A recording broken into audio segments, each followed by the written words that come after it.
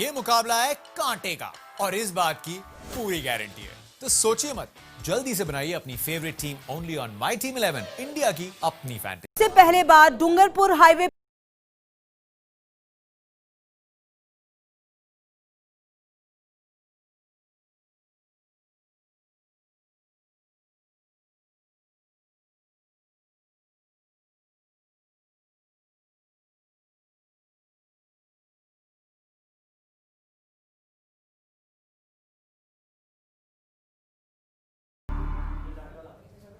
तो डूंगरपुर में NH 8 पर हिंसा व उपद्रव का मामला। आपको बताएं, दोवड़ा क्षेत्र में कंजड़ी घाटी में डूंगरी पर चढ़े आदिवासी युवा आने जाने वाले लोगों पर कर रहे थे पथराव। जवाब में पुलिस ने की हवाई फायरिंग।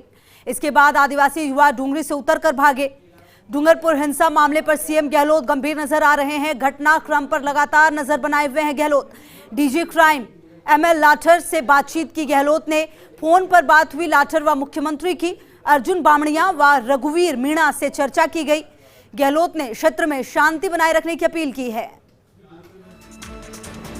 तो ये पूरा मामला जो लगातार तूल पकड़ता हुआ और लगातार इस पूरे मामले में कहीं से भी अच्छी खबर नहीं आती हुई, क्योंकि आने जाने वाले लोगों पर पथराव भी किया उपद्रवियों ने, जहां जवाब में पुलिस ने हवाई फायरिंग की।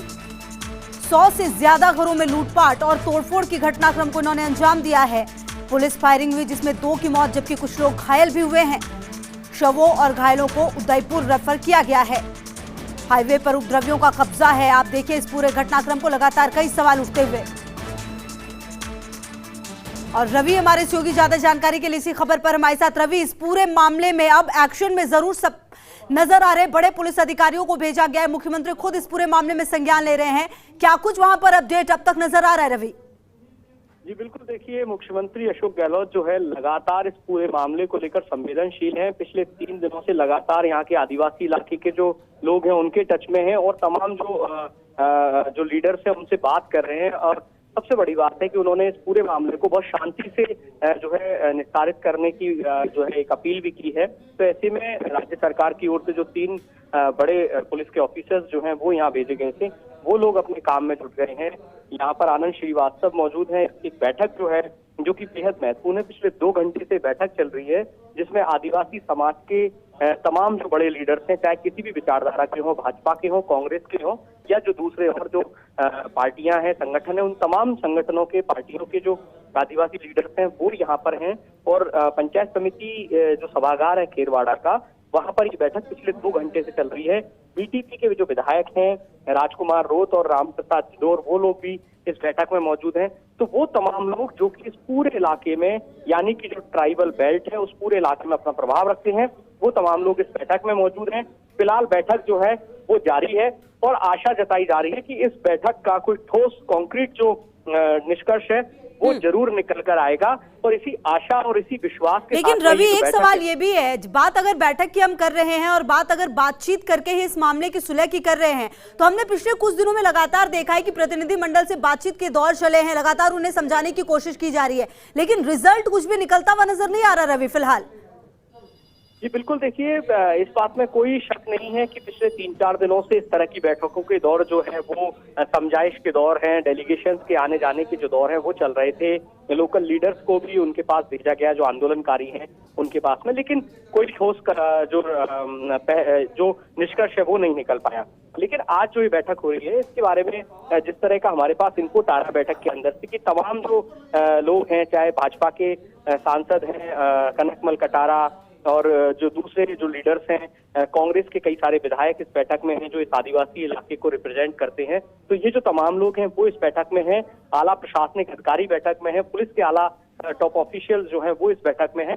तो तमाम तरीके से इस सब लोगों ने अपना फीडबैक दिया है। ट्राइबल जो लीडर्स हैं उन्होंने अपनी बात रखी है।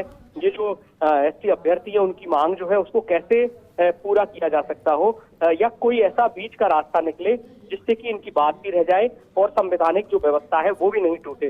तो इस तमाम चीजों पर एक मध्यम मार्ग निकालने की कोशिश जो है वो इस बैठक में हो रही है।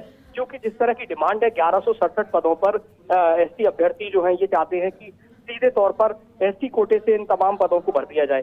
लेकिन चूंकि ये पूरा मामला 2018 का है, 2018 में जो मेरिट बनी थी वो मेरिट कितने टाइम तक सस्टेन करती है, ये एक बड़ा सवाल है, टेक्निकल पॉइंट है। तो ऐसे जो तमाम टेक्निकल पॉइंट्स हैं जो कि प्रशासनिक और संवैधानिक स्तर पर संभव नहीं है, उनके बारे में भी जो प्रशासन के जो अधिकारी हैं वो आंदोलनकारियों का जो डेलीगेशन है और जो जनप्रतिनिधि हैं उनको अवगत करा रहे हैं, ताकि ये जो पूरी जो स्थिति है, जो कॉन्ट्राडिक्शन की जो स्थिति है वो क्लियर आउट हो। दूसरी बड़ी बात, इस बैठक में जो प्रशासनिक और पुलिस के जो अधिकारी हैं उन्होंने एक बात की अपील जरूर की है कि फिलहाल किसी भी तरह की कोई ऐसा उपद्रव ना हो। बिल्कुल रवि, लगातार आप नजर बना के रखिए, आगे भी आपसे अपडेट लेंगे। रवि लगातार हमारे सहयोगी वहीं पर मौजूद है, ग्राउंड रिपोर्टिंग करते हुए एक एक जानकारी वहीं से दे रहे हैं हमें। सत्यनारायण भी हमारे सहयोगी हमारे साथ जुड़ गए हैं इसी खबर पर ज्यादा जानकारी के लिए।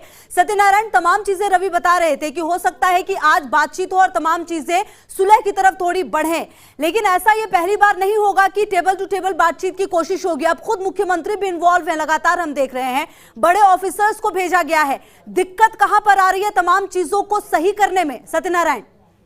वो देखिए, बड़े ऑफिस को भेजा गया है और ये ऑफिसर्स हैं जो यहाँ पर रहे हुए हैं।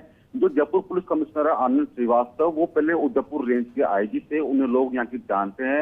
यहाँ के जो प्रबुद्ध जन है, आदिवासी जो लोग के बड़े नेता हैं, बड़े लोग हैं, उनको वो जानते हैं। तो कोशिश की जा रही है।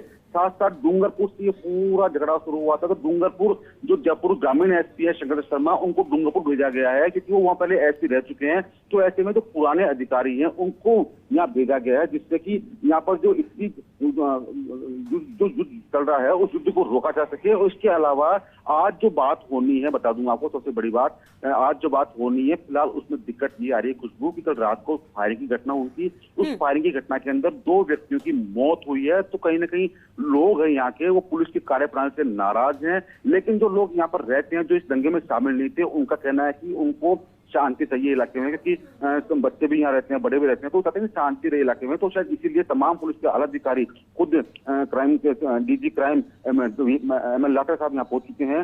वो कोशिश कर रहे हैं समाज से बात करने के लिए, लेकिन लगता नहीं कि आज शाम तक कोई रास्ता निकल जाएगा। हालांकि कहा जा रहा है कि करीबन 2 चरणों के अंदर मीटिंग होनी है, 2 चरणों के अंदर बैठक होनी है। उस बैठक के बाद तय किया जाएगा। जब सुबह आज इनकी बैठक हुई थी तो उसके अंदर ये बात साफ जो नाराजगी थी कि हमारे 2 व्यक्ति की जान गई है, लेकिन अभी तक ये तय नहीं हो पाया कि वो जान किसी को नहीं गई है, क्योंकि दोनों तरफ से फायरिंग हुई थी। पुलिस ने फायरिंग की थी और जो आदिवासी लोग हैं इन्होंने फायरिंग की थी। अब वो बड़ा मुद्दा इसको बना रहे हैं, लेकिन जो पुलिस के आलाधिकारी है वो समझाइश कर रहे हैं कि आप शांति बनाए रखिए और शांति का जो रास्ता निकलेगा वो शायद मुख्यमंत्री अशोक गहलोत ये चाहते हैं कि जो भी रास्ता निकले वो शांतिपूर्वक निकला जा सके।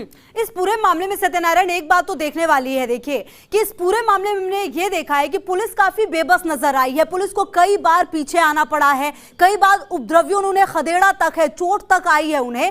तो इस पूरे मामले में अगर हम देखें तो अब जब ऑफिसर्स को भेजा गया है, हम ये उम्मीद करें कि कम से कम अब तमाम चीजें लाइन अप होंगी और सिर्फ ये कहने को नहीं होगा कि बातचीत होगी, क्योंकि अब काफी लंबा वक्त गुजरता जा रहा है सत्यनारायण। और क्योंकि इनपुट ये भी मिले थे कि और भी कई राज्यों से वहां पर लोगों को इकट्ठा किया जा रहा है। बिल्कुल खुशबू, क्योंकि पहले पुलिस के पास किसी प्रकार के कोई आदेश नहीं थे, किसी बड़े अधिकारी ने कोई समझाइश या उनको संभाला नहीं था और यही कारण रहा है करीबन 35 पुलिस के जवान गंभीर घायल हुए थे। लेकिन अब जो तमाम पुलिस के अधिकारी जो पुलिस मुख्यालय से यहाँ पर आए हुए हैं, तो उनकी कोशिश की जा रही है कि वो लोगों से समझाइश करे। लेकिन अशांति का अगर माहौल पैदा होगा तो पुलिस इसको कतई बर्दाश्त नहीं करेगी और शायद इसीलिए 3 टीमें रैपिड एक्शन फोर्स की अहमदाबाद से रवाना हो चुकी है। थोड़ी देर के अंदर RF की जो 3 टीमें हैं वो यहाँ पहुंच जाएगी। पुलिस का कहना है कि हमारा प्रयास है शांतिपूर्वक ये पूरा मामला निपटे।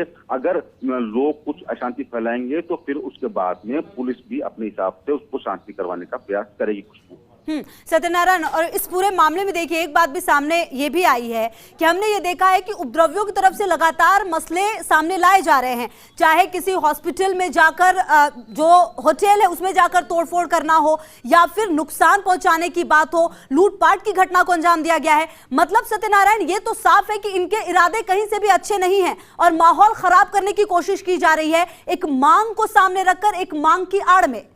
बिल्कुल खुशबू, कल जब मुख्यमंत्री अशोक गहलोत ने BC के जरिए अधिकारियों से बात की थी तो उन्होंने यही बात कही थी कि कतई बर्दाश्त नहीं होगी। अशांति का माहौल इलाके में फैले, ये बर्दाश्त नहीं होगा, क्योंकि सरकारी संपत्ति नहीं बल्कि निजी संपत्तियों की दिक्कत में आ रही है। लगातार लोगों की बाइकें, गाड़ियां जलाई जा रही है। तो खुद पुलिस भी यही चाहती है कि अगर शांति नहीं बनी तो पुलिस को फिर हल्का बल प्रयोग करना ही पड़ेगा शांत माहौल करने के लिए। इसके अलावा बता दूं आपको, सबसे बड़ी बात यह है कि खुद ML लाठर जो कि DG क्राइम है वो यहाँ पर आए हैं। तो माना जा रहा है कि दोनों तरफ से समझाइश के जरिए पहले बातचीत की जाएगी। अगर बातचीत में नहीं बनती तो उसके बाद में सूबे के मुखिया अशोक गहलोत को पूरी जानकारी दी जाएगी। उसके बाद में क्या कुछ एक्शन होता है वो खुद मुख्यमंत्री अशोक गहलोत तय करेंगे। अच्छा, उन्हें क्या कदम उठाना चाहिए, क्योंकि लगातार दिन बीत रहे हैं। ऐसे में शांति का माहौल होना बहुत जरूरी है, क्योंकि इलाके के लोग काफी डरे हुए हैं, क्योंकि इतनी बड़ी संख्या में गाड़ियां यहाँ पर जलाई गई है। तो अब जाके लगता है कि अधिकारी जब बात करेंगे तो कुछ रास्ता जरूर निकल पाएगा। लगातार नजर रहेगी। सत्यनारायण, बहुत बहुत शुक्रिया।